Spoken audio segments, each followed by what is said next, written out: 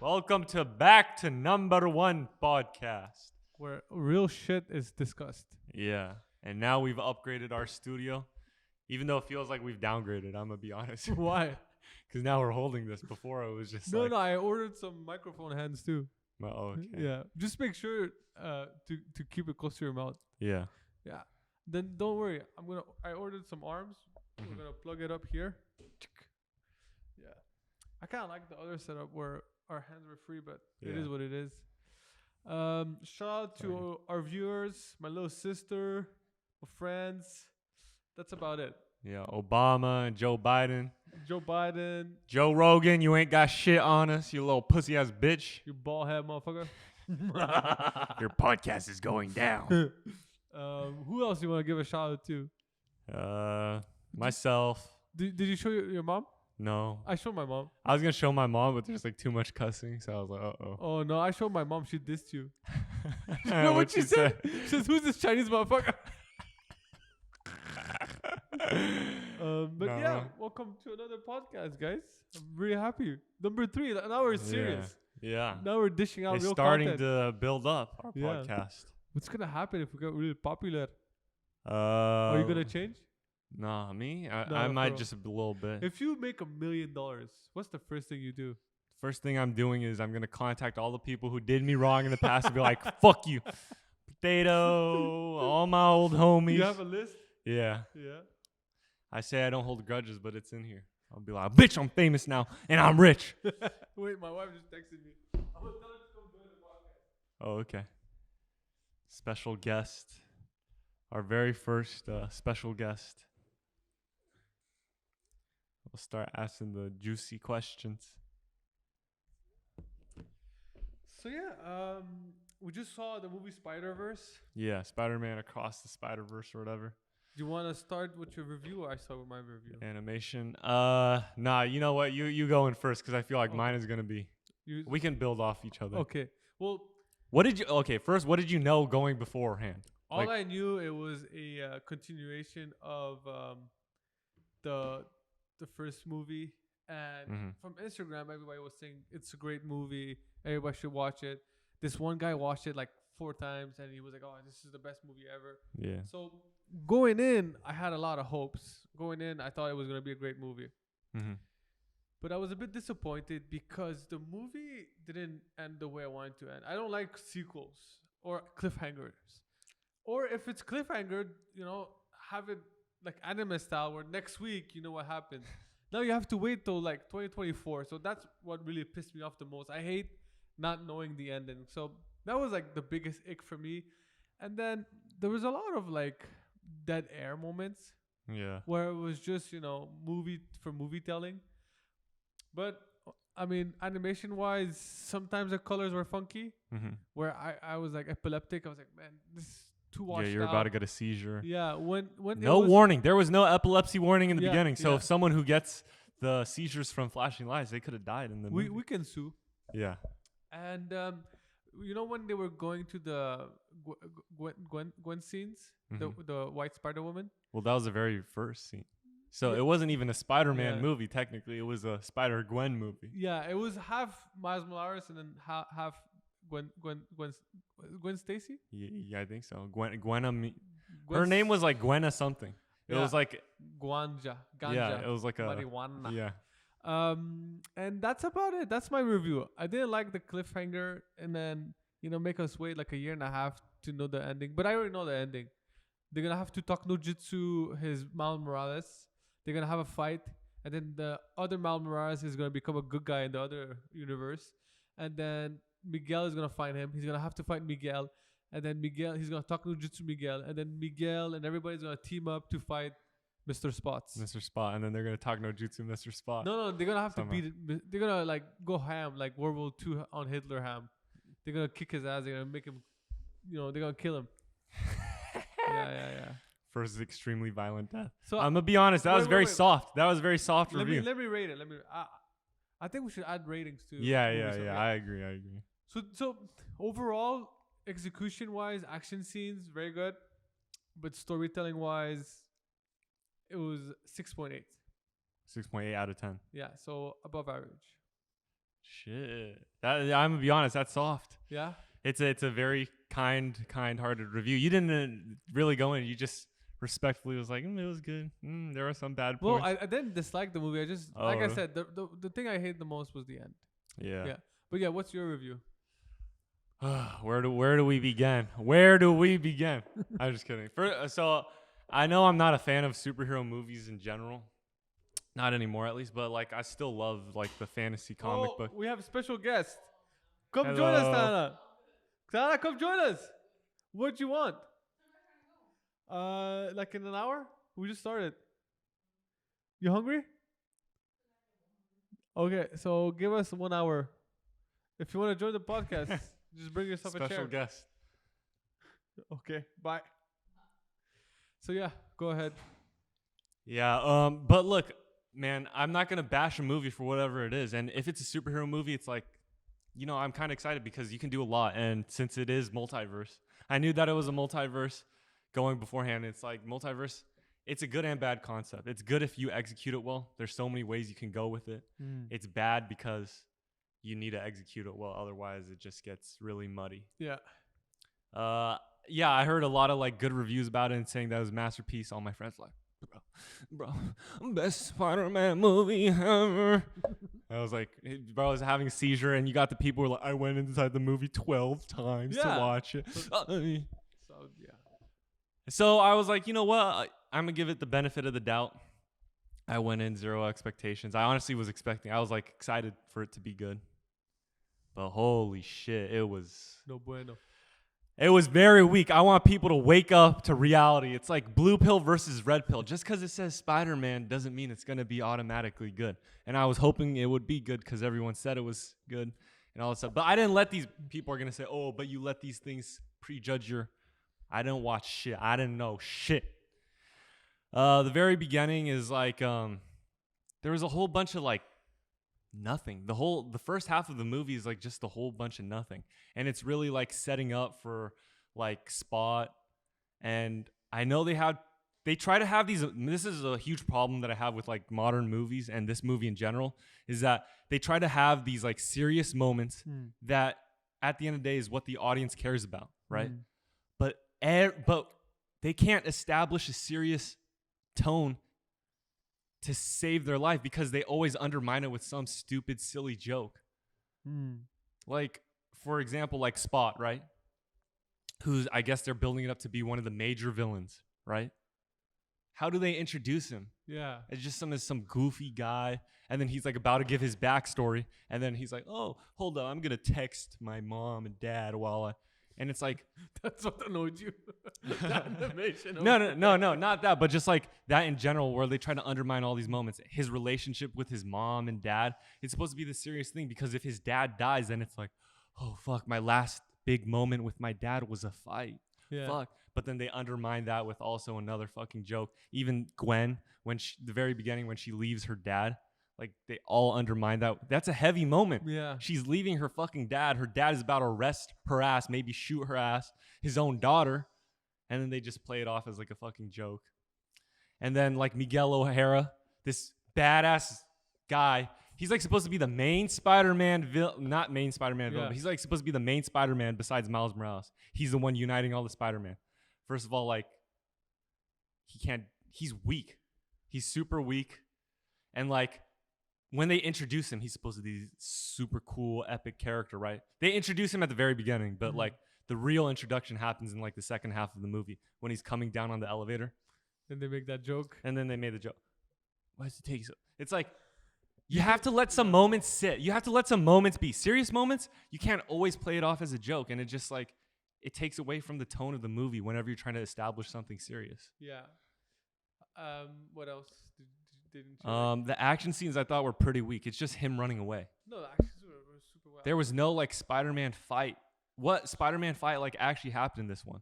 Spider-Gwen versus that Vulture guy? No, but Spider-Man versus all the other Spider-Mans were pretty cool. It was literally just a chase sequence though. It wasn't like actual fighting. It was just a chase sequence. I thought it was cool. I thought it could have been cool but also that's one of the big problems is like this whole multiverse thing. They introduced so many problems with the multiverse thing. The one thing is like if the the first one, there was like 5 or 6 Spider-Man, and that was a lot. That was getting a lot. But they all had their own special quirks and whatever, and it was like, okay, you know what, we can handle it. You know, there's one universe where one of the Spider-Mans is the redhead girl, MJ. Yeah, the baby. No. And like, oh yeah, maybe. Yeah, maybe. There's in this one, there's a multiverse where I'm fucking Spider-Man, you're fucking Spider-Man, Peter Park, Peter Peter Kebab. Parker. Yeah, but okay, so yeah, go ahead. So like, if there's 5 or 6 Spider-Man, we can take it. But then, like this one, they introduce like literally like hundreds of Spider-Man, and it kind of undermines the whole like what the whole franchise is. It's like Spider-Man is supposed to be like, we're watching it because he's cool, he's special, he has, but then like there's a million of them, and it's just like, okay, like what the fuck? It's like That annoyed you. yeah, they're like diluting like designer brands. Like imagine if everyone wears designer luxury brands, then all of a sudden it's no longer a designer luxury brand. Imagine you eat your favorite food, but you eat it 3 times a day, every single day. It no longer becomes special. It's like you're kind of undermining what the fuck Spider-Man is. What's your rating? Honestly, like a 4 out of 10. Damn, you're mean. 5 out of 10. No. I had You can't go back on review. yeah, So 4 or 5. 4 or 5. No, I'll give it a 5 out of 10 because of the you music. said 4. No, I'll go with 5. Matt, once you say a number, it sticks forever. It's on tape. Yeah. It's done. Well, they also ruined it with like, okay, so people are wondering what's going to happen in the second half, the second movie. It's like, look, there's going to be a lot of ass pulls in the second movie because they established too many hard plots to ride around. Like, first of all, they made Spot way too fucking powerful. No, they're gonna find a way. I know. They're gonna find a way where they Jujutsu. all team up and then they all kumbaya. Okay, wow, we're gonna defeat him with one last hurrah. Second of all, they made Miguel O'Hara like too weak. Yeah, too weak. Like Miguel O'Hara should have been stronger. Like that guy's the main Spider-Man person who's bringing all these universes together. You would expect him to be a lot stronger, but he's weak. Isn't. And then the second thing is they talked about these things about canon events, right? Which I want to get into a little later, but outside of our life. But the canon events is like them saying that there are certain events that happen in our lives that we cannot change. And if we change it, it changes everything and it crumbles like the integrity of the universe. So apparently Miles Morales, his dad dying is a canon event. So if he stops that, the universe is going to crumble. But in the movie, he's like, nah, I'm going to just do my own thing. Everyone telling me what I can and cannot do. So I already know what they're going to establish in the second movie. The second movie is Miles Morales is the one anomaly that can change non-canon events. Yeah, that can change canon events and have the universe still be intact because they're setting it up. Oh, he got spitten by Spider 42 or whatever, which was from a different universe. So that makes Miles Morales special. Okay. He has a special power to change canon events. It's like, what kind of fucking ass pool is that? Yeah, so... And if they don't go with that, then it's just like, how are you going to change a canon event, bro? So they're going to talk no jutsu their way. They're going to talk no jutsu our way and ass pull. So that's literally, they already set themselves up for failure for the second movie. Plot armor a lot. Also, like the movie, I respect it had a very lot of artistic style choices. But at the same time, it might have been a little too much and a little too abstract. That sometimes it was like hard to... Yeah, to see visually. To like really capture like some moments visually, like especially some important moments that are happening. That's why I think a lot of the action scenes were actually pretty weak because of that reason. How would you change the plot? How would you change the story? Change the plot? That's just tough. Let's see. Do you feel this movie was made like more for a younger audience? It's made for people that are going to eat up Spider-Man no matter what the fuck it is, because the moment you just say multiverse and throw in fucking 5 different Spider-Man, like look at the old past Spider-Man. Like even if the Spider-Man, the with the real people, even if that was ass, you knew everyone was going to eat that shit up. Why? Because of nostalgia. They have 2 past Spider-Man. They're like, holy fuck, bro, I'm losing my mind. Yeah. So even if it was bad, they're going to look over it. And so I think a lot of the audience people, they didn't go in with like a, I guess, truthful mindset. They're like they kind of let the hype for Spider-Man lead their review. What would I have changed differently? I I think Spider-Man and these superhero movies kind of thrive when it like becomes a little dark because you like most superhero movies we watch, what happens at the end of the day? You kind of already know the story. Yeah, the good guy, he fights the bad guy and then he loses the first round and he has like a moment of reflection and a hero's training. This is all about the hero's journey, right? Yeah. And then at the end of the day, they save the day. So I think in this one, they really need what they could have done better is like really establish they should have established like a lot of things in the beginning. The first half was like a lot of flub. They need to establish that Miles is his troubled child, and they need to build the fight up with his parents more. Yeah, it was too like not jokey, Yeah. but it was way too serious, jokey. right? Yeah. Like if there's a counselor meeting and both my parents are there and I'm late, I come in for 2 minutes and I dip. Yeah. They'll beat the shit out of me. Yeah. You know. So that's I was like, okay. And then at the birthday party, he's again late. Yeah. Like, oh, you're grounded. Yeah. That's it. And yeah, but if you think about it, right, all these moments. If you think about it, intense. Yeah, Miles and Morales and his parents never really had like a huge blow up argument. It was just, you're grounded for 2 months. Yeah. Oh no, my parents gonna ground me. Like, what happened to the real blow up shit where it's like, fuck, dude. Yeah. Like, wow, we really got into a real fight. And then so I think that would make the second movie more interesting because if his dad dies, then it's like there's more at stake. It's like they won't kill his dad. I know. Sure. I think they should though. Yeah. Because then it's like more at stake. It's like, fuck, dude. Like my last moment ever with my dad was a fight. And it builds that shit up. Yeah, he has to die, you're right. Yeah. I hope otherwise it's just not there's not enough stakes. That's the big problem with this movie. There's not enough stakes going on. I mean, if they really talk about the universe crumbling, they should have gone into it more and be like, we should have seen Miguel O'Hara's. I'm sure they'll do that in the second part, but I think in this movie, they actually should have shown Miguel O'Hara's past a little bit more. Like actually a flashback, like where he's the character that we see the point of view from.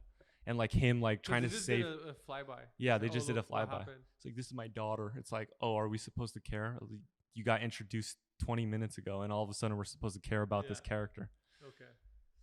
So yeah, overall, movie was not that good. Yeah, overall, movie was kind of weak. But okay, the thing that kind of interests me, I like, is like the glitching and the canon.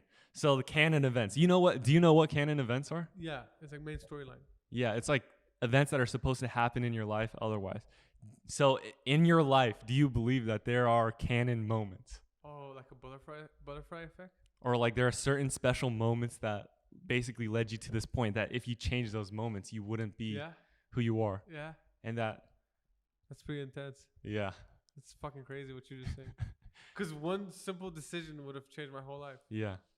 Let's say I stay in Canada. None of this happens. Yeah. I instead of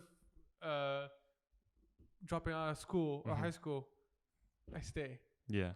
Damn, there's so many events. Yeah, so many events that build up and it's just, but sometimes I think about that and I'm like, wow, well, maybe you didn't go to America and you stayed in Canada, you stayed in school. Maybe this, like becoming a filmmaker is a canon event. Like no matter where you are, no matter what path you take, it's in your destiny to become a filmmaker. Or you think it's more flexible in the sense that? No, I'll tell you right now, like this was the path of least resistance. Least resistance. Because my friend who's I've told you about him, right? Malik. He was better at me with video, better at me with story, better at me with movie making. And he's still in the same position than when I left. Shit. Yeah. So I think really coming to America was the pivotal point. It was no America, no filmmaking. Oh, okay. You have a pivotal moment like that? Pivotal moment. Yeah, I think there's a lot of moments. Like obviously I've had like everyone has their own childhood traumas, whatever, but like certain moments, like my dad, like all the events that we had with him and like the fights and all that, like as terrible as it was in the moment, like it built character and whatever. And like, I think that's a canon moment where it's like, if that weren't to happen, you wouldn't be here. Maybe I wouldn't be here in that moment. But then at the same time, like a part of me, I guess this has something to do with like destiny versus do you believe you can change your destiny and stuff like that? Because like some parts of me was like, I grew up pretty poor, so I was like, if I grew up rich, all this stuff, maybe I wouldn't have built like No, such no, these are too big what ifs. You have to look at your present life that you had already. yeah, You have to go in memory. yeah. Okay. Well, no, because I grew up poor, but if I grew up rich, like No, I'm but- thinking that maybe I would have been a spoiled child and that things would have turned out differently, and I wouldn't even be here, right? We would have never met and things like that. Do you believe in multiverses now? I mean, the delusional part of me wants to believe, you know. I guess the delusional part in everyone kind of wants to believe in it. It's like, oh shit, I don't believe in it. if possibilities. I mean, to some extent, it's always existed in humans' minds where it's like, damn, I wish, because I'm sure you've had those moments where you're like, I wish I did that differently, Yeah. or I wish this happened instead of that, and that kind of is like, it's a precursor to a multiverse where it's like, Well, think about it this way, right?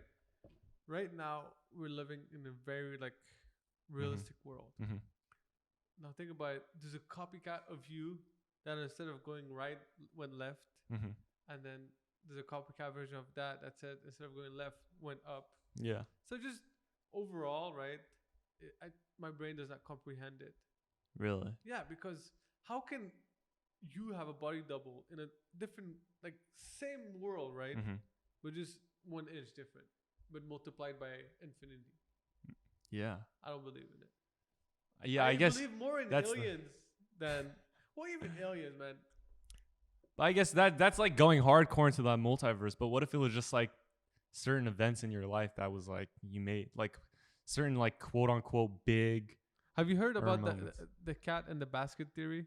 Schrodinger's cat? Yeah, Is that what it is? where they say the cat Quantum is mechanics. in the basket, but also it's not in the basket. Yeah, quantum mechanics Yeah. where the cat is dead and the cat is alive. Yeah, they were explaining how this is how the multiverse works, and I still don't understand it. It kind of so basically from what I'm getting at that is there was a lot of false information on the internet and they tried making like quantum mechanics turn into this like multiverse theory. It is tied a very, very little bit, but not to the point where people are like, oh, this whole multiverse thing stems from quantum mechanics. I don't know. I'm not an expert, so I can't say. I believe more but- in time travel than multiverse. Time travel. Well, if you think about it, time travel is kind of it's attached to multiverse because it's like the time travel concept is why would you want to time travel in the first place? I would go in the future and see what happens.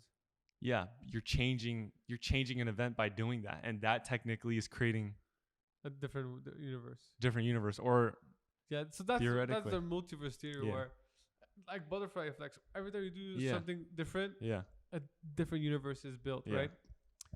But still, you know. But I like this theory of butterfly events. Sometimes I do think about that. yeah.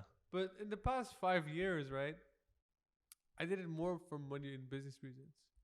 Mostly stocks. What do you mean? Like, The butterfly effect for stocks? yeah, I was like, man, if I put money here, money there, I would have been Yeah. a billionaire, right? Yeah.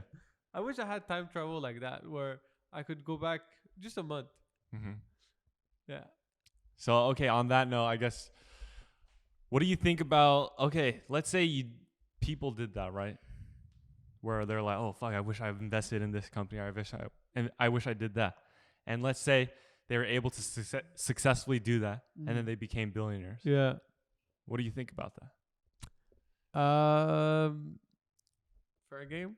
I think okay, because on that note, the reason why I bring that up is because I think it's, I guess, fair game to some extent, but it's this tying it to Spider-Man. With great power comes great responsibility, and the truth is, like, when you don't work for money, your relationship with money is a little different. Like there's a lot of self-made CEOs and millionaires and billionaires, but there's also not a lot of self-made millionaires and billionaires. But if you look at the self-made like billionaires, they always have a good relationship with money because they started from the bottom. They know the hard work. They put in the hard work and everything, so they know they have a good relationship with money and they're not going to let it consume them. I mean, some do, but it's like, how do I explain it? Like,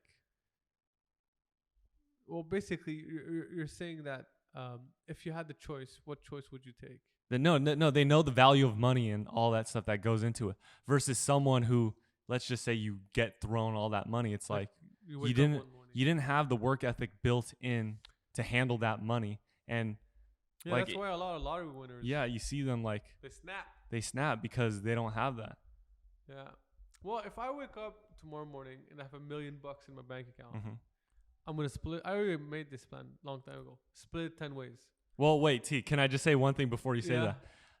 Before you say that, I think most people make the mistake of they're like, this is what's wrong with people's relationship with money, and why I think a lot of people are not successful actually is when people have these like dream scenarios like, oh, if I win the lottery and I win $1 billion, what is the very first thing that everyone always says? They're gonna spend it on something. Yeah. They're gonna spend it. I would spend it. Right That now. already shows you that, you know, their money is probably not going to last. Even if it's $1 trillion, it's not going to last because they're already so obsessed with spending. Let me tell you my plan. Okay. So let's say $1 million tax free. Yeah. 1 0 0 0 0. Mm-hmm. Split it 10 ways. Yeah. So 100K each. Yeah. I take the 100K, Mhm. okay, and I split it in the first 100K Mm-hmm. into 10 again. So I have 10, 10, 10, 10, 10K, right? 10 Mhm. times. I make 10 short films with 10K. Mm-hmm. I learn 10 times. Mm-hmm. And then I take the second 100K, 20, 20, 20, 20. So 5. I make 5 feature films. Mm-hmm. I learn. 300. So I divide by 2. Yeah. 50K for 2 feature films. And then when I get a 400, I make 1, 2, 3, 4, 5, 6. 6 feature films. Okay. That's how I do it. That's what you're gonna do. Yeah, I already with it. planned it out. Okay, I guess in that sense, why would you want to do that? So I could Well, learn. You want to learn Yeah. like what aspect of it? Just everything? Experience is always the best Experience, teacher. yeah, That's I my agree. my way of seeing stuff. And even, let me bring it back a bit. 4 and 5, 400K and 500K will be individual feature films. Mm-hmm. But if they're good, I'm spending 500K on a feature. Mm-hmm. So that's how I would split $1 million. Okay. Because I guess my question on that is like, why can't you do that now then? Yeah, that's what I'm doing. Without the money. Like, let's just say But I'm without the money, why wouldn't you be able to do that without the money? Because you do have the gear and stuff like that, which I It's- feel like is one of the hardest things Mm. for filmmakers to do. yeah. It's like, Well, we're working on it. me Yeah. and you. yeah, I don't know. we're working on it slowly. Yeah. No, I think this podcast, like I said, accountability, right? Yeah. I'm really focused on having like a really solid ground Mm-hmm. to work, Mhm. make money, because I hate that broke filmmaker, broke artist style. Yeah. right? Yeah. I don't want to be broke. Yeah. It's like I've been broke my whole life. Yeah. I don't want to be broke for the rest of my life. Yeah. Well, I think people get mixed up about the broke mentality where it's like, oh, I have to be broke in order to be this, successful filmmaker. And it's like, No. look, there's only one useful. First of all, being broke is like it holds you back. It's Yeah. like it's like a chained weight on your ankle. It's like it's holding you back. But to some degree, It does help. Listen, if you have no other choice, yeah, right? Let's say it's do or die, Yeah. then being broke sometimes yeah, is exactly, right? the option, right? But in today's day and age where people want stuff really Yeah. quickly, Yeah, uh, where you need things to produce shit also. yeah, exactly. And I see a lot of people not as patient as before Mm-hmm. because we live in the period of now, right? Yeah. And then a lot of filmmakers that I see stop Mm-hmm. really quickly Mm-hmm. because it's hard in the beginning. Yeah. Like once you get established, it gets way easier, right? Yeah. Like I was telling you today, like 3 quotes came in and already sent Mhm. quotes. So it's easier once you're established Yeah. to have almost like a ground where you say, okay, I'm good now. Let me work on my own stuff. Mhm. So yeah, once again, what I was gonna say. So Yeah. what do we think about the film festival circuit?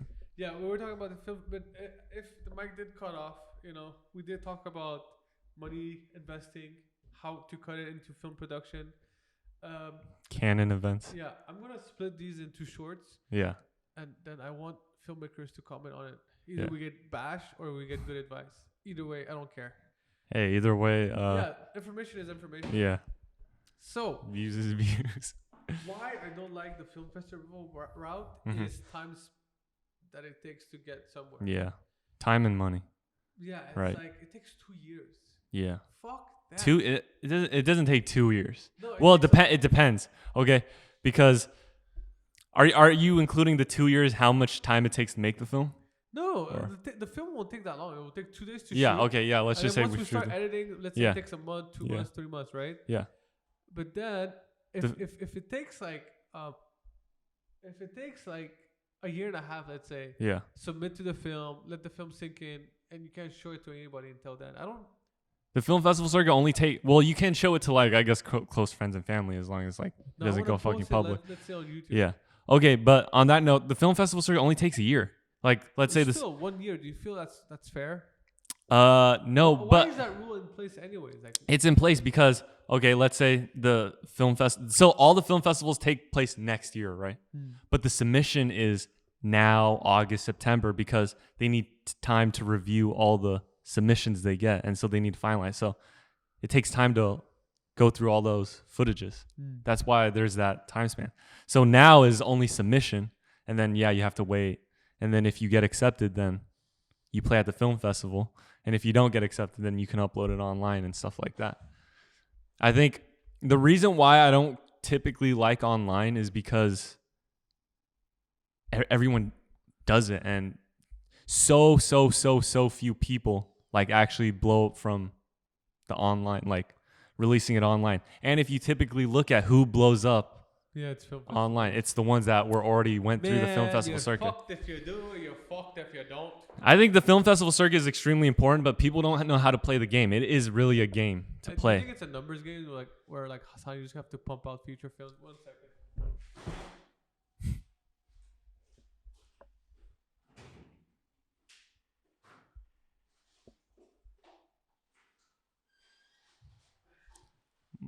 My bad. Oh shit, bro is bending over.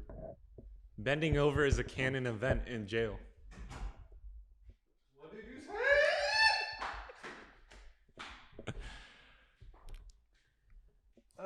So is it a numbers game just like Hassan pumping out films?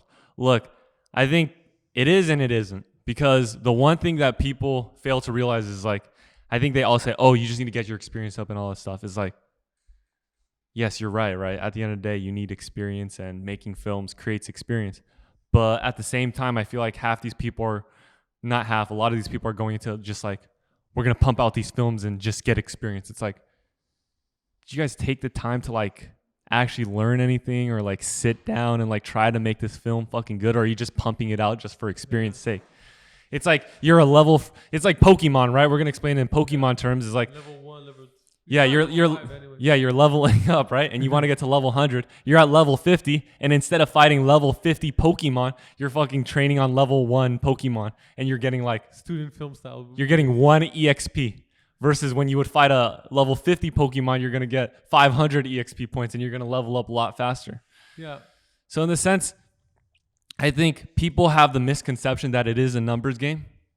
It's like, oh, I need to pump out films. Like your very first film is probably going to be shit. But your second film is like, yo, it could be good. You just need to put in that effort and whatever, or Also- actually get that experience. Also, one thing that people don't also consider is their daily lives, right? Mm-hmm. If you become a full-time filmmaker Mm-hmm. and your films suck, Mm-hmm. how are you gonna survive? Yeah. Like you need money somehow, right? Yeah. But if you're a college student, I guess their full time is being college student anyways.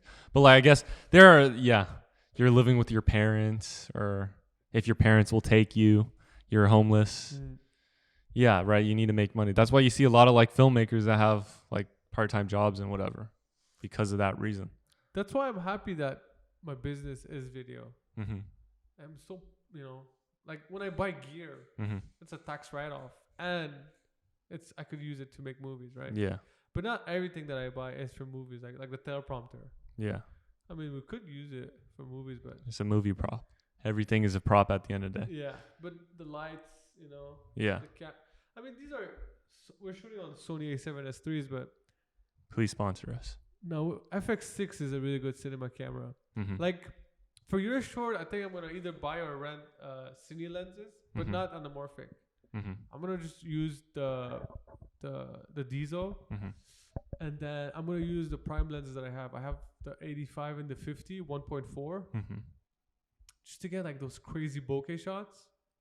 Like I already have some vision, Mm-hmm. because you did tell me a couple of your scenes for your short. Yeah.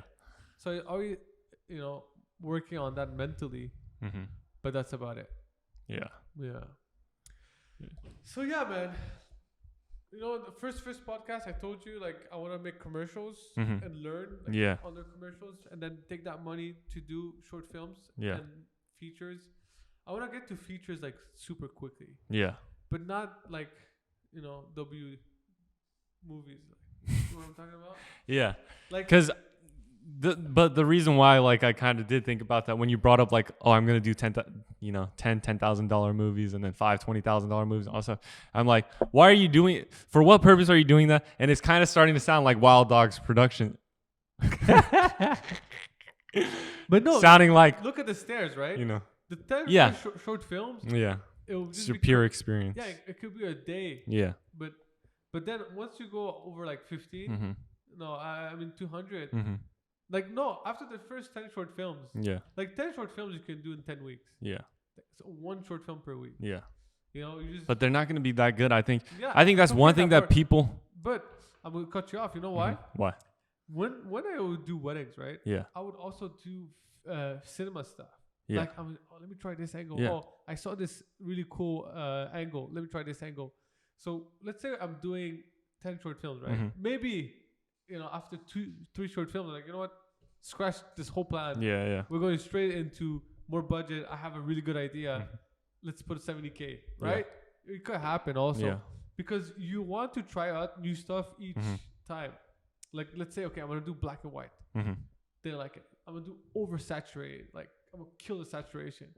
Dog shit. So every time you want to do something where it's something that you've never either done before Mhm. or extraordinary. Yeah. I think that's the best way to make That's a movie, is yeah. to showcase the Take risks. Yeah.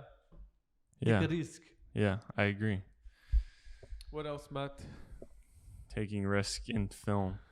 What do you? Okay, so I think earlier you kind of were talking about how the one thing that you think is hard in the filmmaking is breaking in. Right. Very hard. What do you think about that, and how do people break in? Because you see a lot of people like kind of I feel like now, me. I'm complaining about it's Yeah. hard to break in. I as feel an now actor. you have more chances to get in Mhm. as a content creator Yeah. over a filmmaker. Unless, listen, if you make good stuff will be good everywhere. Yeah, you're gonna get recognition. Yeah. If you're really talented, I believe that. Like, But at the same time, I think a lot of talented people are sitting at home saying like, "Yo, I'm talented, but yeah, I don't have the gear to shoot on. I don't have talent, hard work beats talent every day. hard work." But like, what if they're a writer? Yeah. They need their movie to be made to showcase their work, but they ain't got Keep gear. writing. But what does that mean though? It means every day you wake up, you write, you send your work in, Mhm. you get it revised. If it's shit, it's shit. If it's good, it's good. Okay, so on that note, then what is because obviously you're on the grind also. What is your grind? What does that look like? Mostly right now is just finding new clients. New clients. Yeah, that's like I took this course. I think his name is James Biddle, Mm-hmm. but he said basically when you wake up in the morning, the first thing you should do is market yourself. Like not skip the water, skip the coffee, market No, yourself. like like some people say, oh, I need to finish this work. Yeah. Like I already broke down the way my business works, where everybody, like, I have editors. I don't Mhm. edit anymore. Yeah. I have people that does a little bit marketing for me, but I do most of the marketing myself. Okay. Where like this morning I reached out to like old clients, Yeah. and then following up Mm-hmm. with the quotes. So yeah, that's my grind. Every day find new business. Mm-hmm. Yeah. Do you have and you follow that? So you have like kind of a schedule, and then you keep that schedule. It's not, follow that schedule, I or? want to work on itinerary better, like the Mhm. calendar I sent you. Mm-hmm. Yeah, yeah. Like I want to work on that way more Mm-hmm. because I feel that I'm not structured. Mm-hmm. Yeah. Yeah, me too. That's something I want to work on. Like this week, I know I'm making like some calendar notes, Yeah. but at the same time, it's like, oh wow, A small step is better It's than hard no to- step. yeah. Because I think that's the one thing that's hard about art as well, is like kind of the discipline in following a structure. Because especially if you're a freelance and you're not like Paid paid by the hour. by the hour, it's like people that have a 9-to-5 job or whatever, you already have your schedule in place. You need to go to work by a certain time. You need to stay at work. You need to you know what to do kind of, and then you clock out and then you reset the schedule. But when it comes to like this type of art, it's like you don't have a boss telling you that's keeping you on track. I mean, you have your wife, I guess, to keep you on track. But you know, like in general, it's up to you to, you know, if you choose to, you know. Like the other day, you know, that guy that texted me and said, "Hey, how do you get jobs?" Yeah. And I told him just keep grinding. Yeah. Right? Basically, this is what you just said is what I meant. Yeah. Wake up in the morning, either find new clients, network with people. You know, like I network with old clients all the time. Mm-hmm. You know, it's like, hey, what do you guys think about this project that I'm working on? And then, you know, if they like it, they like it. Yeah. If they don't. It's okay. You just gotta keep moving on. Okay. Yeah. Because I mean, old clients, I would assume they bought your product, and then, you know, if someone bought your product, they're probably more interested this weekend in the when general we went person. to Richmond, you saw what happened. Yeah. Right? Yeah. Yeah. It's like one video becomes, you know, maybe a month. Yeah. Yeah. Exactly. And then it's always this cycle of, hey, you know, how can I make your life easier, or how can I, you know, create you more business? Yeah. That's the grind. I use business to help me with my art. Yeah. You let business guide your art, because a lot of times people have the opposite, where like business kind of feel like business restricts their art. A lot of creative people have that issue where they're blocked by their own creativity. Yeah. They want to do X, they want to do Y, they want to do Z, but they cannot fund it. Yeah. And then the moment they want to do this, they get blocked because they have to do like a shitty gig. Yeah. So I've been through a lot of shitty gigs, you know, like, you know, I did so many weddings for like $150, $400. Yeah. To get to at this point where I could charge way more, but still, I do believe that creative people need to kind of change the gears in their mind a bit. Yeah. And be like, I'm not just a creator anymore. I'm a business person. Yeah. I'm basically in the service industry. Yeah. Where my service is monetized. So let's say you're a plumber, right? Yeah. I mean, yeah, plumbing is not an art, but it's needed. Yeah. And when somebody calls you, well, you have to sell your business as a plumber, because if you're not selling your business, then you're just sitting at home with plumbing skills but no clients to. Yeah. Like, so it's in the same sense that I can see that. I know a lot of people that get into like video, photo, or design. They see like the top 1%, the travelers, the filmmakers, the storytellers. That's the very top, right? Yeah. Look at the bottom, right? It's hard. It's packed. Yeah, exactly. Everybody's fighting for a piece of meat. So that's when you have to see differently and tell yourself, I'm in a pool of people. We're all fighting for this piece of meat. Yeah. How can I think differently from all the other people and get there faster, quicker, better? And that's when you use your business mind or your service mind. It's like, how can I service people better? So instead of saying, hey, look, I can do this, you know, I'm not the best video guy. Yeah. But I know what works. I know how to sell, which is important. Which will, at the end, they keep you sustained. Yeah. Right. To make more movies. But to come back to movies, man, the first time I wanted to do movies, I was 25 or 26. 25 or 26? Yeah. Do you know what like moment exactly clicked in your head, or? Because I know the story, but like, I think I was watching Casey Neistat YouTube videos. Casey Neistat, yeah. And I was like, this is so fucking cool. And I was like, let me become a vlogger. And then if on this channel, by the way, if you look at my old videos, I was copying Casey Neistat. So it took me 6 years, by the way. 6 years. Of grinding. Yeah. To get to like almost full circle, right? Yeah. Where I can fucking make this shit. Kind of cool, right? Yeah, I think, but speaking on the grind and stuff like that, I think a lot of people, they kind of get lost in the grind. And I guess that's why, because obviously as an artist, we're talking about this, but it's important to have discipline, right? Because discipline is going to... Discipline over motivation. But I think a lot of people, they rely on this structured schedule and habits for their discipline. And to some degree, like, I'm like, I don't know if that is true discipline, because for me, discipline is like... Well, what is discipline, man? It's habit. I disagree. Well, that's what I'm trying to say is I disagree, because a lot of people, they rely on their habit for discipline. But the moment your schedule gets thrown out, let's say, the pandemic happens or whatever, everyone's schedule was thrown out the roof. A lot of people's discipline starts to fade because they're like, I usually do this at this time and this at this time. And it's like lost. For me, discipline is like, look, Yeah, keep going. you have to, how do I word it? It's Keep going. Keep going. like, I'm trying to find the words to word what I'm trying to say, but it's discipline is like, for me, you have things to do, Yeah. wants, and you do them, but you don't follow you have to rely on your quote unquote willpower on yourself. So even if I know what you you mean. miss this, You're saying that, let's say you have this really good itinerary: 9 wake up, 10 Mhm. breakfast, 11 work, yeah, 12 lunch, right? Mhm. And let's say you wake up at 9:30, your whole day is ruined, right? yeah, The- something like that. So, But so on wait. more. If your habit, Mhm. is to do, let's say, breakfast and then, I don't know, work, the schedule, just because it's bumped here and there, Mhm. it's still the same, right? Yeah, Let's say whatever happens, once a day you have to do workout. Whatever happens, right? yeah, Snowstorm, hellfire, workout. yeah, So that's discipline. yeah. And then let's say every day you say you have to contact 5 new businesses, Mhm. no matter what. Even if I'm working, even if I have to do it while driving, Mhm. I still have to do it. Mhm. See, that's discipline, Yeah. right?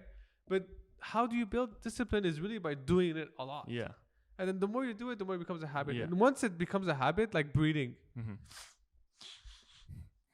I forget to breathe a lot Yeah, of times. exactly. So it's a habit that you need to create. And Yeah. then once But that I think that but that, I guess there's different ways, right? There's different, this is discipline and there's different ways to get to discipline.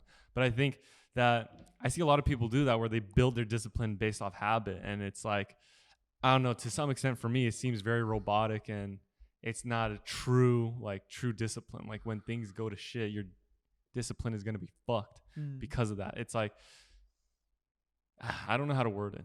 I don't think of the words. I know what you're saying. Like, let's say one day something just bad happens and it fucks up your whole day, and then boom, you can't do it anymore. Yeah. So you're saying that true discipline is no matter what happens, you have to do it. Yeah. We're saying the same thing basically. I'm Yeah, just yeah. saying that by force of habit, it does work a lot better. But I do believe that most people lack discipline. But that's just my opinion. What's your opinion?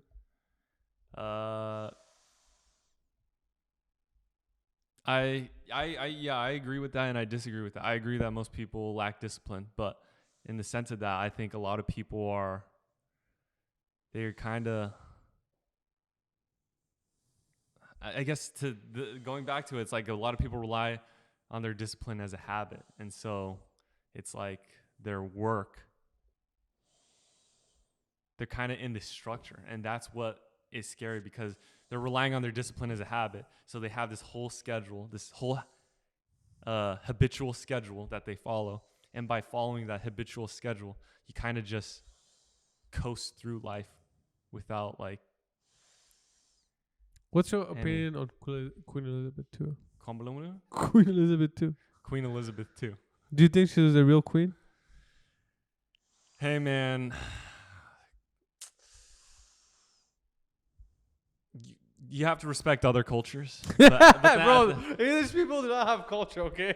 They have borrowed culture. That's bullshit. Yeah, but then at the same time, I was thinking about that, and it's, look, if every country was the exact same and had the same politics, it's like they would do the same. It's just so robotic. I have another question. There's no uniqueness, but at the same time, it is a little stupid. I have a question for you. Uh-huh. Are men born good or evil? Or men, humans. Born, right? Yeah. Obviously, I think this is such a what's that called? Fuck you type of answer, but it's like it's all subjective, right? Because what is good and what's evil, from the villain perspective, they're the good guys, and from the good guys' perspective, they're the good guys. You know, so our good and evil. If we're talking about like killing and all that stuff, it's like we're kind of born that way because in a sense we're animals, and we have the natural instinct to survive and stuff like that. And I mean, you just see it happen. Like imagine you were to get rid of laws in a city, right? No laws, anything happens. What do you think would happen to that city? Yeah, it becomes like San Francisco. It starts crumbling and stuff like that. But then at the same time, they do say that it's kind of this circle though, because if you think about it, structure is built from chaos. Chaos is built from structure. So we kind of follow this loop where it's like we fall into chaos. What comes out of chaos? All of a sudden, too many people start dying or whatever, and too much chaos is happening that it's like, oh, fuck, we need to find structure. And when things are too structured, what happens? Like, oh, things are too rigid. Let's find chaos. And then it's just like how the fucking universe works. I think it's like the law of entropy. It's how humans work. What's and it's entropy? Just how the law of what? Entropy. What is entropy? It's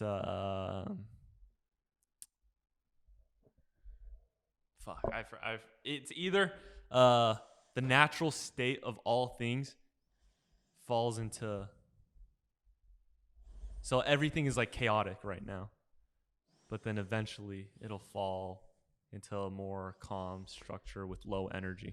Or it's the opposite where it's everything starts at low energy and then becomes chaos. Big Bang. It's just the law of life. Is it Big Bang? Yeah, the law of life is basically, it goes in a circle. Life is a fucking circle. I truly believe. Do you believe in reincarnation? I want to believe, but at the same time, I don't want to believe. I think you're born Christian? I think so, yeah. Born again? Would you go back to religion? Would I go? People have to understand that religion is important. Because when people think about like religion, right, we see like the past history and like what religion has done in the past and like the terrible things that they've done, right? But also good things. They've done good things, but a lot of terrible things. Just come back to my question. Huh? Are men born good or evil? I think men are born neutral. So, false. Neither good, neither evil, and their environment. Well, we have to survive somehow, right? And if you that's have a what I'm lack saying. of food and this if person, there's a lack of food, lack of security, you become evil. If the abundance, love, you become good. So I think all babies. No, but from that, there could be overconsumption that can create evil too. Wait, let me finish my point. Okay. So, what happened was, let's say you're born 5,000 years ago, right? Mm-hmm.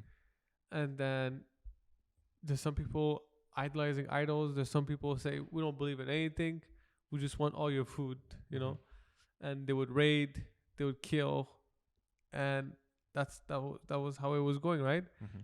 And then, religion comes along, like the monotheistic religions where it's one God, and I do think that religion back then was very important because people were savages.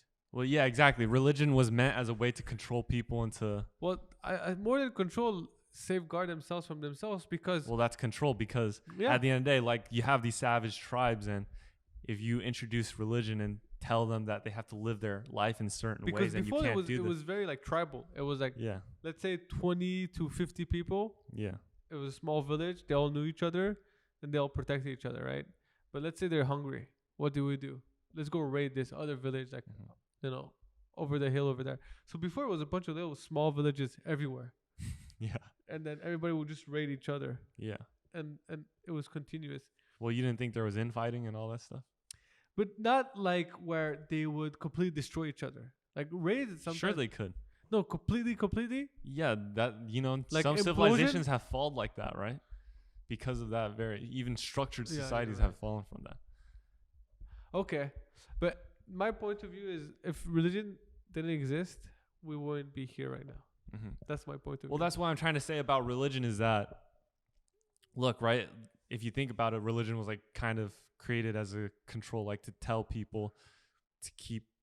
Like, well, you had to. People were fucking raping and killing. Yeah, exactly, right? You had to. You had to. And then at the same time, if you think about it, it's like, what is religion at the end of the day? It's like it's it's kind of a scapegoat. Do you know what a scapegoat Yeah, I know what Yeah. a goat is. No, I know it's a scapegoat. I didn't know what that was until like recently. Okay. Apparently it's like a common American phrase. But Yeah. religion is kind of a scapegoat where it's like it's hope. It represents hope. At the end of the day, religion is like kind of hope. Mm-hmm. And it's like, can you live without hope? As humans, not really. You're probably going to kill yourself or whatever if you don't have hope in your life anymore. And religion kind of has that element to it. And that's why I think to some degree, that is at the end of the day, the emphasis on religion is hope and structure. Yeah. And that's why even if people don't believe in religion, like they still have hope and structure. And to some degree, it's like that to me is like religion, because it's kind of what all religions are kind of based off of, is like this hope and structure. Yeah. I think all religions ultimately are based on good. All religions except Satanism. I mean, I don't know. Are you Satanist? You are mother bitch. No. Okay. No, but that's why I say I think most men are neither evil or good when they're born. It's really the environment. Because if you take two babies, like, right? Then they're just like gods. No, listen. Two babies, right? Yeah. And then one baby, very bad household. One baby, very good household. If they have no... But you're ignoring their primal instincts, their isn't- natural No, because to survive. babies learn, right? Babies know one thing.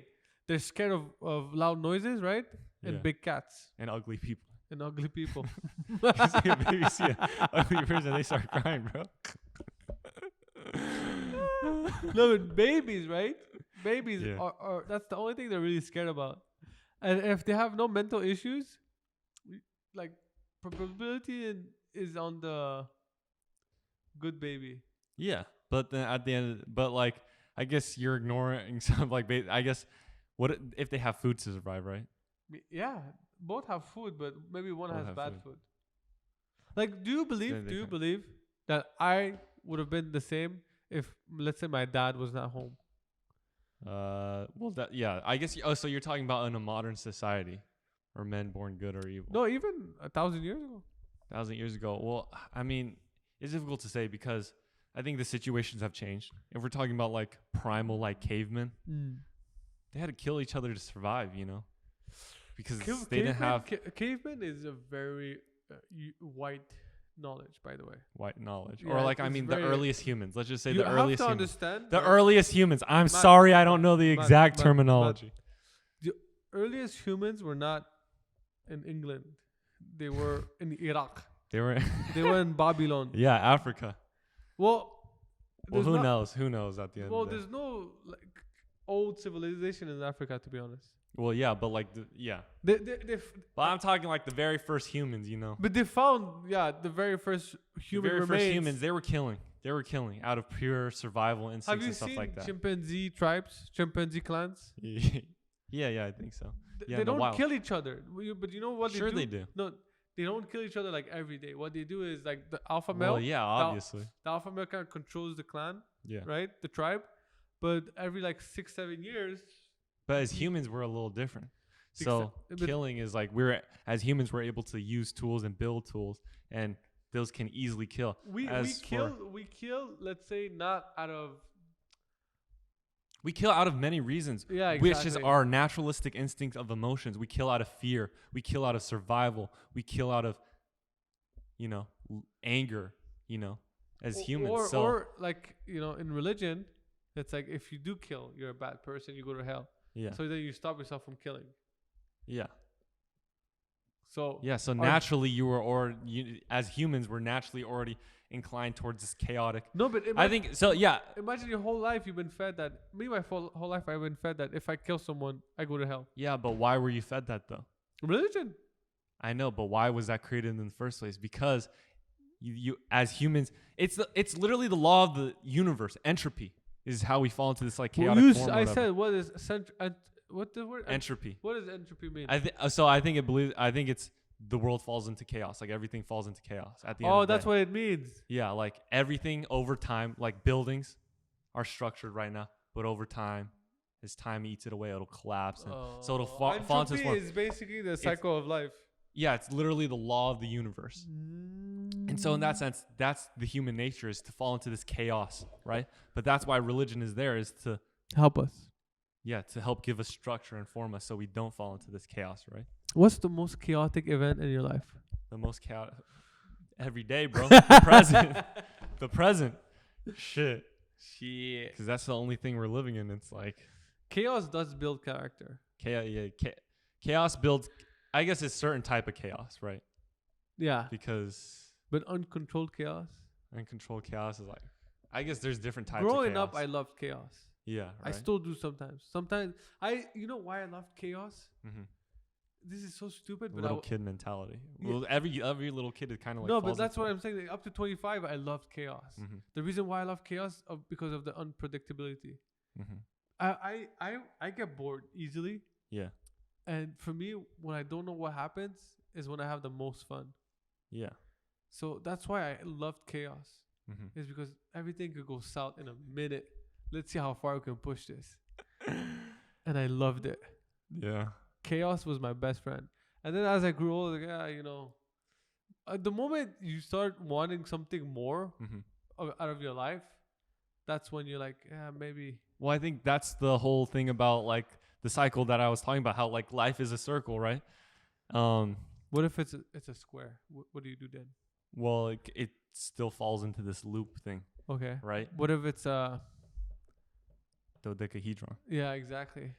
Shit. Well, I mean, it still loops in at the end What's of the day. the decahedron? It's 10? It's a 3D form of a Of a decagon or something. I don't know. of a sphere. Yeah, So I think it's it's a a bunch of triangles. 3D. It's a 3D version of a decagon, I think. But I what's a don't know. decagon? 10? 10 sides, I think. Did you know? 10-sided shape. Did you know angles were invented by Arab Muslims? Probably they invented like zero and Yeah. shit. And Nobody want to give us. Well, I'm Afghan, Persian, so. And man, history back then is it's Hey, muddy. It's Did muddy. you know? Did you know Persians did invent the first fridge? Persians? Yeah. Oh yeah. I saw They they would collected do- this huge Yeah. tube, and then at night. No, They not would even create at night. I don't know how it worked, but they would do this huge cones, Yeah. and then it was so cold in there, like during winter. Well, at night it would create the ice, but then during the day it would still preserve the but ice. I saw something else where they would take the ice Mhm. and leave it. Even in the hottest day of summer, it would still be frozen. Yeah. Well, that was a refrigerator, but how they created that in the first place was at nighttime. I think. Do you believe that if humans didn't want to kill each other, we would be so much more advanced? Definitely not, because Definitely not. yeah, Why? because as it's literally been kind of proven, but you know when the greatest technological advancements came During war. and the reason why obviously is because there are higher stakes. There's higher stakes. It's like we have to beat these people and come up with better technology because our fucking lives are at stake. It's like that burden that comes with it. But at the same time, in the modern, That's fucking wild, Matt. yeah, it's scary. It's a scary concept. So Right. for us to advance, someone has to die. No. Well, no. Yes. We're talking about like Matt, I'm going to kill No. you now. Damn, that's pretty cold though. yeah. Right. So basically, a tense environment. Well, it's like you kind of need a fire under your ass, you know? Like, what is your motivation to do it? And it's like, there kind of is no greater motivation than That's death, why. right? That's why broke people sometimes have an edge over. I Like- thought you were going to say jihadists. No. Say No. jihadists. Because imagine, okay, you have this dream. Yeah, exactly. You're right. a broke filmmaker. Yeah. Versus a rich filmmaker like me, where Yeah. I could do it right now if I Yeah. wanted to. Yeah, but it's But a the different fire type of under- motivation. It's a different type the of fire motivation, under right? my ass is not as big as the person that. Shit, you just kind of fucked up my whole day today. I need to think about A this good now. thing or a bad thing? Because I mean, yeah, that's what I was talking about like a little earlier. If is I that- don't need to do it, Yeah. why should I do it? That's basically what you're saying. Yeah, so that's where discipline and motivation comes in, where it's like your motivation needs to be outside of The um, realm. out of the realm of survival. It needs to be out of the realm of enjoyment, because that's the level of humans that we're at now. We're no longer in a place of war. We're no longer in a place of violence. Do you think we're going to war against China? I think there's tensions, but not really. And if our political, I wouldn't hold it against our political leaders. I mean, you've seen these motherfuckers. They're stupid. They're fucking shit, bro. 5-year-olds. In elementary school, I was like part of the school council. We were running the school better than like these politicians. These politicians are corrupt. No, they're fucking stupid. Like some of the policies they're making is like, what the fuck? Especially here in California, when they said we have to bring up the toll fee to pay for the BART. Yeah. You know how much they spend on the homelessness? Almost like 1.2 billion. And they said, oh, we're gonna make 900 million over the next 3 years to pay off the BART. Yeah. Well, just stop paying the homeless people and you got the money. Yeah. Well, the money that they go into, it's like, it's a broad term, right? They allocate the money into many different sections, but I think people would be shocked if you showed them like where all this money is allocated to. Yeah. Like people would be like, what the fuck? We're wasting money on this? My taxpayer money is going to this? One big thing that I don't know how much it goes into it, but they spend money on cleaning the streets, right? Yeah. Because it gets trashed every day. They hose it down. What the fuck happens the very next day? Yeah. After they clean it. It just gets trashed again. So they're not. This is the thing about Americans is like, I don't know. I see in American culture is like, we have a tendency to put a Band-Aid over the problem. Huge gash. Yeah, there's a huge fucking gash. Instead of treating the fucking gash, we're just gonna put a Band-Aid over and ignore the fact that it's happening. It's like, don't you guys want to solve the actual problem? It's like, I feel they don't. What? They don't want to fix the problem. No, they definitely do, but everyone is, like I said, you have to understand that their job is harder than it is because of all these policies that were put in place by previous people in our political system. It's like this system, whatever, it's AI or whatever, some robot controlling you, saying, it's like chess, right? You're trying to win a chess game, but you can only move certain ways. It's like, if I should just pull out a gun and just shoot my opponent and I win, he's dead. It's like, instead of thinking, like, obviously not that extreme, but I'm saying, like, you have to play by the game that they created, which is what makes politics hard because you can't just sidestep. Yeah. And it takes years. This is why I think people underestimate China and stuff like that. Is like, in China, if you look at them getting shit done, like, obviously they have overnight delivery from Prime. Overnight is an overstatement. Yeah. It's quicker. Same hour. Same hour. They got 100 people getting paid 1 yuan. You know, one thing nobody talks about, in China, there's 40 million more men than women. Horny men. Horny. How do you know? So you know that one child policy? Yeah. In China? Yeah. It created this wave of men. Well, I think they got rid of it, did they? Or they got rid of it 5 years ago. Yeah. You think they can rebuild a female population in 5 years? I think people are. But wait. Think about this now, okay?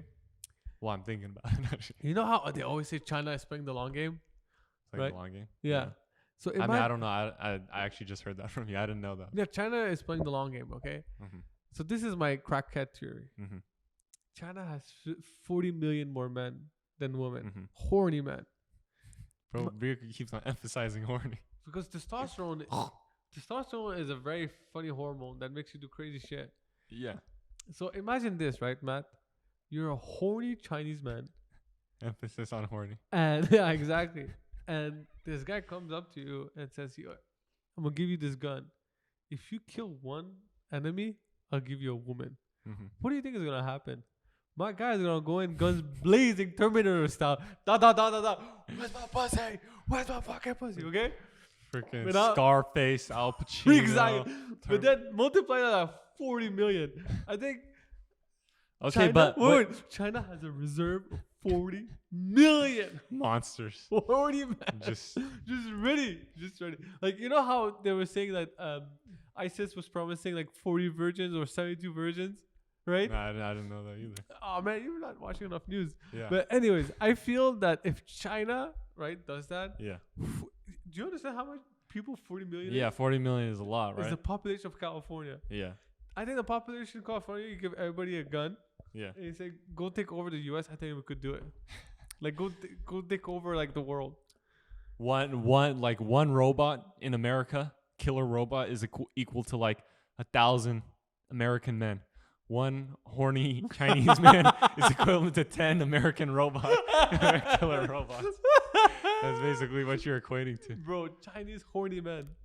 Okay, but realistically, I think that if we're talking realistically, It's a crackhead theory, but yeah. don't.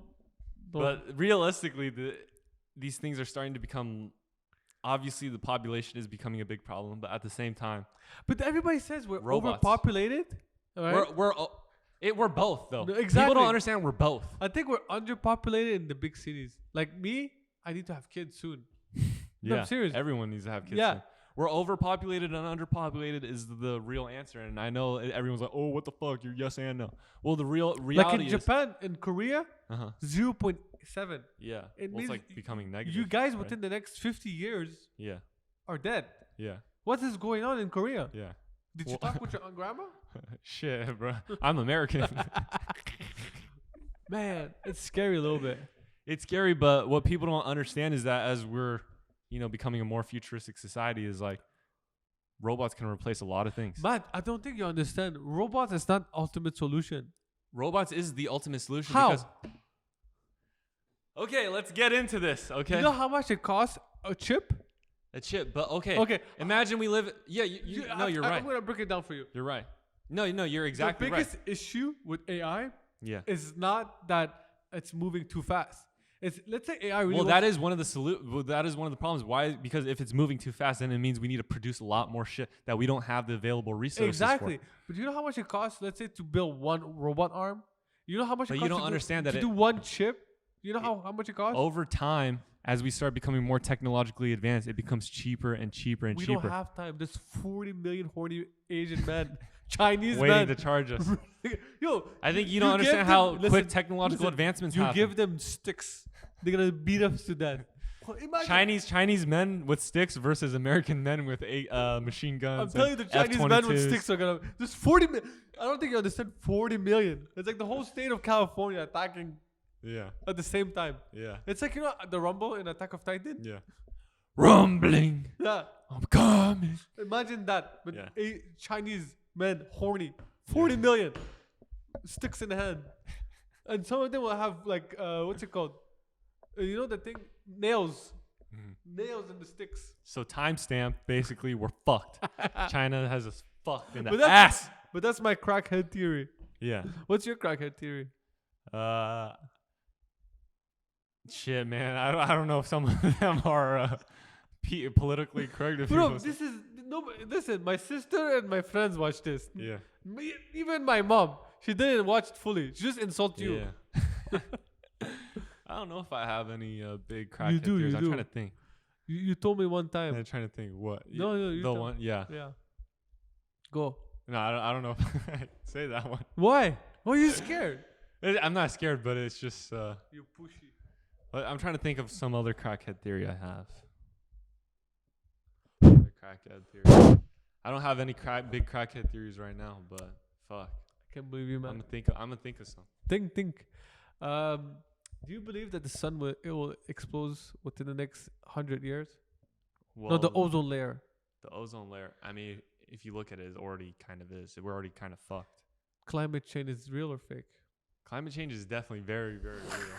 It's people don't understand like how serious this thing is, and like I said, I guess this is crackhead theory to Go ahead. regular people, which is if you actually think about it and take the time, it's not crackhead theory, but it's like people think that the end of the world is gonna come from these crazy mega events, bro. Everyone thinks that the real death, they're gonna die in some crazy. Well, I want to see the statistic, but if you ask most people, or like not most people, but you know the issue with this now, what What? it is? Sometimes they will Climate make change? policies to like slow it down or whatever. The price of the goods in California are gonna go up in prices. You know why? They've just I know, but they this just is put wait. They Yeah, just you're put right, you're right. a tax or something on truck drivers yeah, where if you come into California, you have to be like Yeah. 100% clean. yeah. But So- that's the effect of pollution. Is So that, wait, if the whole country does it, okay, but one state does it, yeah, you're who's right. gonna pay for it? Us. Yeah, that's also I think I one think is I'm gonna become a politician. I think the California Yeah. needs someone a little bit like me. yeah. I think that's one of the beauties, and at the same time, one of the terrible things about the American political system is that all these states can have different laws, And so if one goes into effect, That's why China is winning. yeah, China, right? They fucking everyone follow.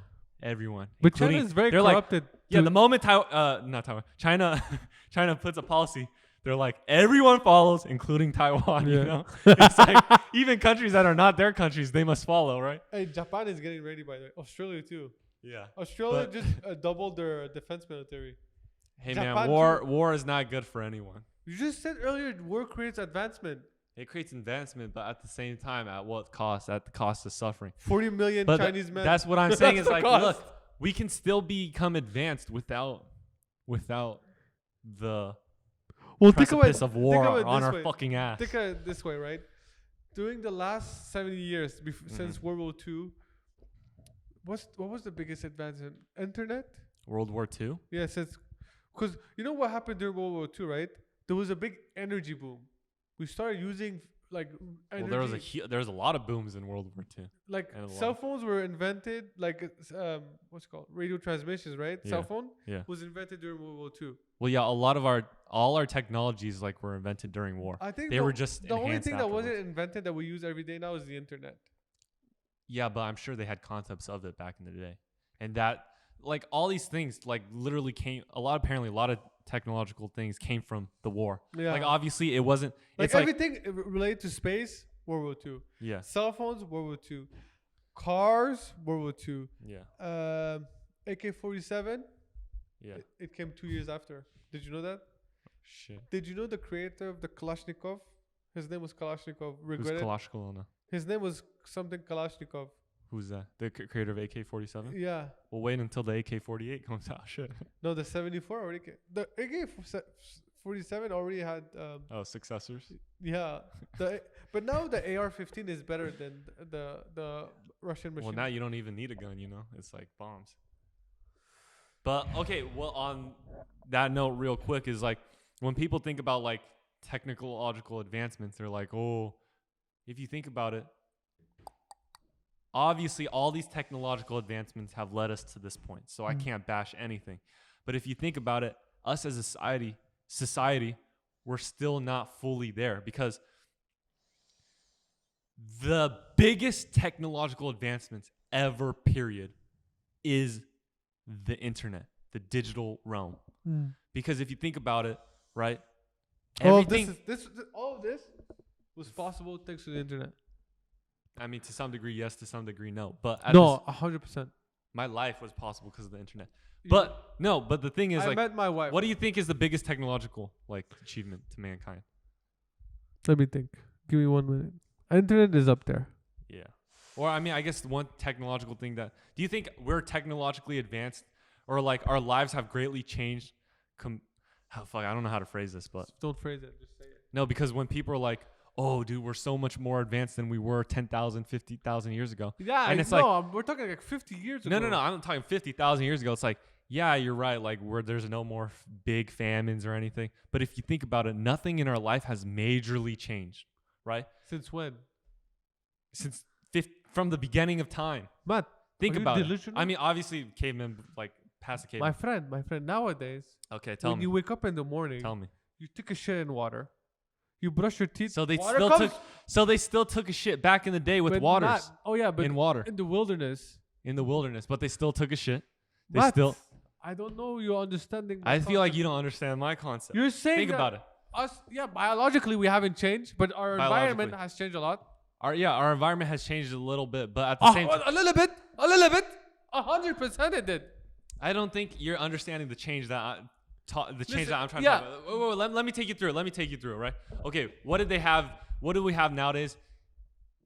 Besides like You have the digital world, you have a that- metal container. You have a that metal container. that freezes your food. That That freezes whenever your you're hungry, you just open it and the food you put in your mouth. okay, yeah. To that degree, yes, right. But at the end of the day, back in the day, they still had ways to preserve the food, and people that were living in ice cities still had that Okay, freezer preservation People still going on. up So to what else? 150 years ago would die from diarrhea. Yeah, okay. So they have safe food. Safe poop. So yeah, safe food to eat. So No. It wasn't the food. Diarrhea is when they would shit, it would get infected. yeah, so how did they get the diarrhea in the first place? Because they were eating Okay. unsanitary. When you get diarrhea now, what happens? you shit in clean water. Yeah. You clean your ass. Yeah. We clean with water. Yeah. So Wait. yeah. So Okay. no. Okay. So what you're saying is the quality of human life has improved, and yes, that is thanks to technological advancements. But other than that, no major changes have been made. The only thing is you're talking about is health. We don't health. have a third eye. We don't have 4 arms. No. I'm talking about like what in our life has changed. Technology is supposed to change our lives, and obviously, Okay, yes, you're talking health. So health has drastically I changed. I agree with that. another What else? example. Okay, When you go to bed at night, bro. Okay, I guess you're talking about like, yeah. if you go to bed at night, You're talking about Are you quality. scared of You're getting talking about attacked? quality though, but you're talking about quality. I guess I'm talking about I'm talking about life and death. major change. Forget quality. Okay. Quality is having a different mattress. That's quality. You're talking about the People- quality of life has okay. changed. The quality of health has changed. You know why some people are morning sleepers and some people wake up early, some people wake up late? Yeah, There's I know where you're gonna go. Yeah, with this. I already told you this then, right? Yeah. It's because back in the day, I'm talking like 10,000 years ago, some humans would have to stay up late, let's say up to 1, 2, 3 a.m. To look out for danger. And then they would go to bed like at 3. And then people would wake up at 5, 6, 7 Yeah. to look out again for danger. Yeah. So there was 2 sleep cycles. Yeah. And that's why some humans, they sleep early, they like to wake up early. Okay. Yeah. So quality of life for them didn't change a little bit? No, yeah, that's what I said. So the quality of life has changed, and I guess I'm not phrasing this correctly. No, you've been completely destroyed. No, because yes. I guess I haven't phrased this correctly, and you're right. So the quality of life of everything has changed, but if you think about it, still nothing has drastically changed because you're still talking about how back in the day humans still slept, and now we still you're sleep. talking that we as humans, for us to evolve, no more sleep, no more need to eat. Well, I'm talking about No, those. no Those more- might be the real technological. That's what I'm talking about. Is that the real technological advances? They might literally change the we way. have to cut the podcast soon. All right, let me just finish this. Try to listen. Right. Overall, our daily life that we live it obviously has drastically changed, but to some degree, it still hasn't. I'm talking about the. Can we do a part 2? No. Okay. Okay. Because Yeah, my wife we is do gonna part two. get Oh on. yeah, my bad. Okay, we have to cut today's podcast because Matt is so delusional. But I think I'm starting to agree No, with no, you no. with the point where, yes, maybe the next human evolution is when us as humans, we don't need to talk anymore. We just need to go.